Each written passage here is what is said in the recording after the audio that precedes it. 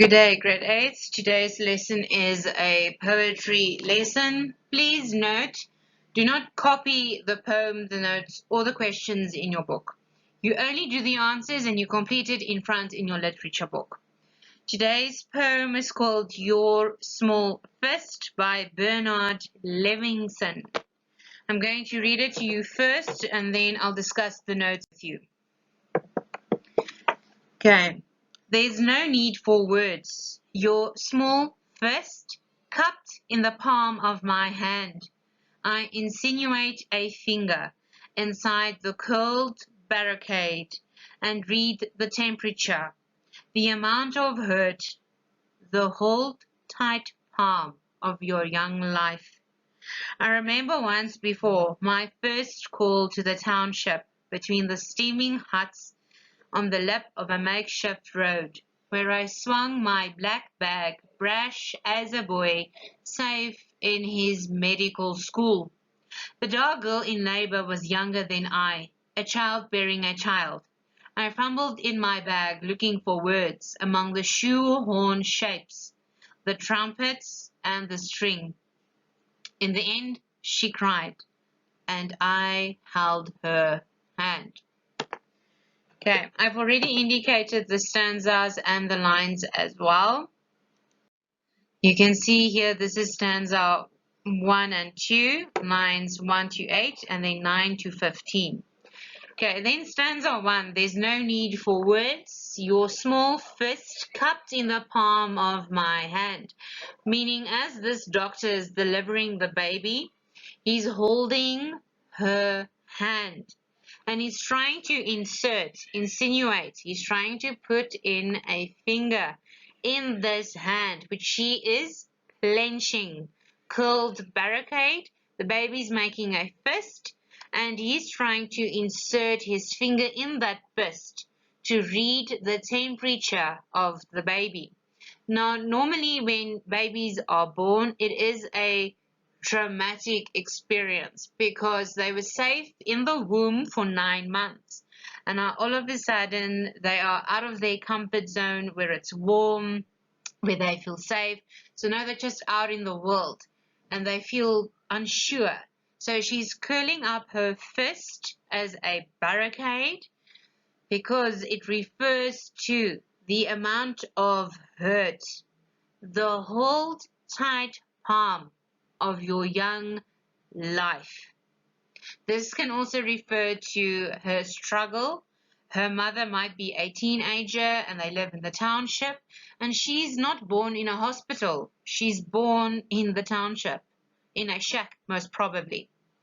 Okay, I remember once before, so this isn't the first time that the doctor has to deliver a baby in a township. I remember once before my first call to the township between the steaming huts on the lip of a makeshift road. Makeshift, there aren't any roads there, so they made a road. Not necessarily out of tar, but a makeshift road, you know, like a dusty dust road, where I swung my black bag. Now, normally a doctor's bag is black in color, so the bag that they're referring to is his doctor's bag. Where I swung my black bag, brash as a boy. This refers to fresh and qualified from medical school or university.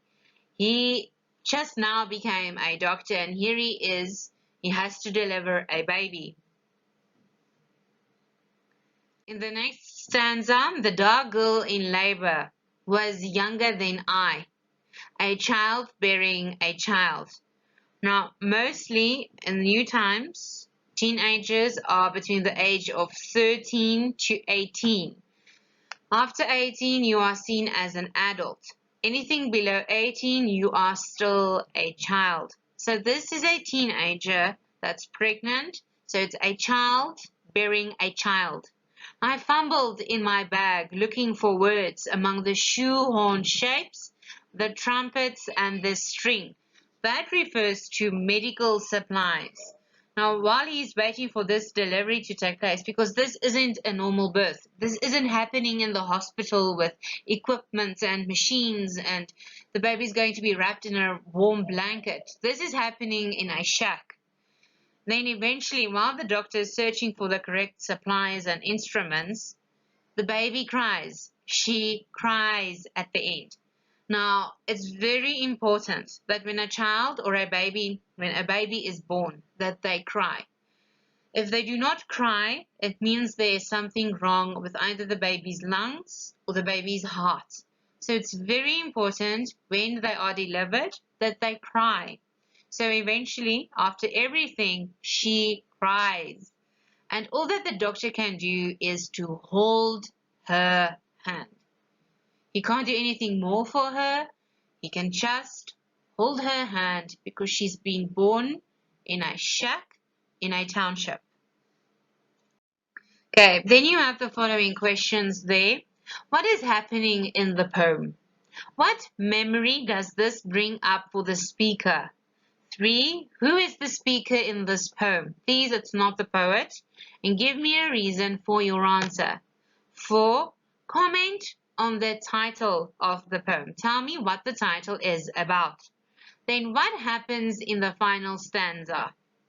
6. Why does the speaker simply hold the hand of the young girl, meaning the baby?